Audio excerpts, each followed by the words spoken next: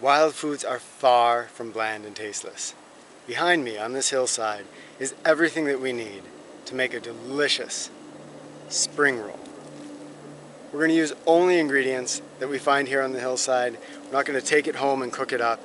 This is something that you can be on a survival outing and make, and yet it's something that could be served in a fine restaurant. First, let's gather everything that we're going to need. If you're already familiar with wild foods, then you may already recognize a lot of the delicacies that are right behind me here. If not, I'm going to show you on the video what we're using, but make sure that you get a really good wild food identification guide and get to know these plants before you use them in your spring roll. I would unhesitatingly recommend Samuel Thayer's Wild Foods books. They are best ones I've found for learning wild edible plants, especially if you're in the Great Lakes region. This is toothwort. It has a distinct horseradish flavor. We're going to use some of the greens.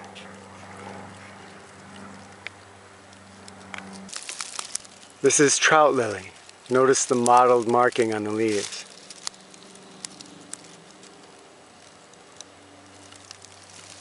Here are young basswood greens. This is spring beauty. There's a flower. These greens are more delicious and have a better texture than anything that you can buy or anything that's cultivated. We're going to be gathering a few of the larger leaves off these plants. If you want to be kind to the plants, you can just gather one leaf per plant. These violet leaves are going to add great delicate flavor and a little bit of bulk. This is Virginia waterleaf with those distinctive markings, especially on the young plants. I'm looking for the younger leaves with a good stalk. And I'm picking it low because that stalk is really crunchy and delicious.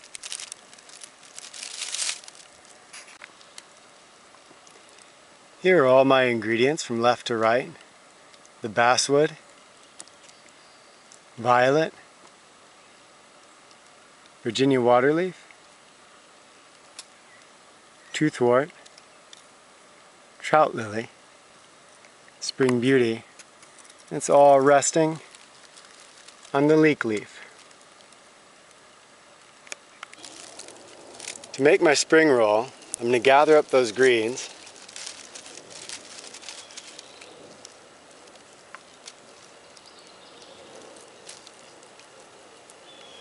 Fold their edges over.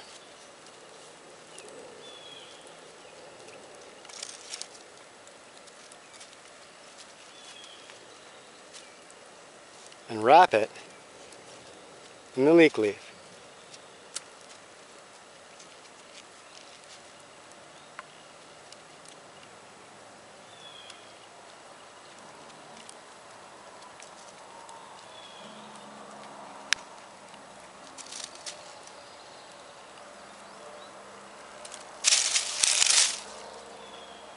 Stalk through the middle.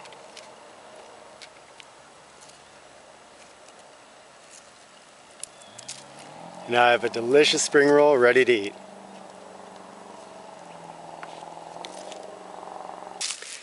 If the leek leaf is too strong for you, you can wrap it up in a trout lily leaf instead. You can also add any other edibles that are around.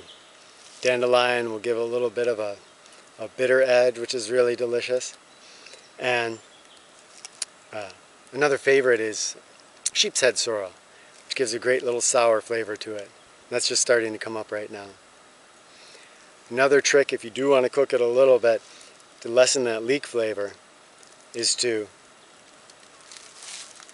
stick it over the fire, rotate it a little bit, and cook up that leek leaf a little bit.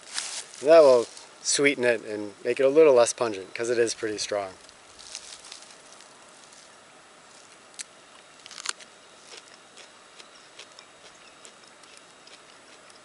Really good, lots of flavors, packed with nutrition. It actually fills your belly. It takes only a few moments to make one of these, so you can have a layout of 10 in no time at all. Enjoy. I should have added this one. Wood nettle. When it's young like this, believe it or not, it won't sting you. And you can actually just eat it as is.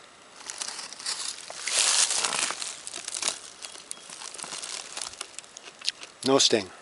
Really good.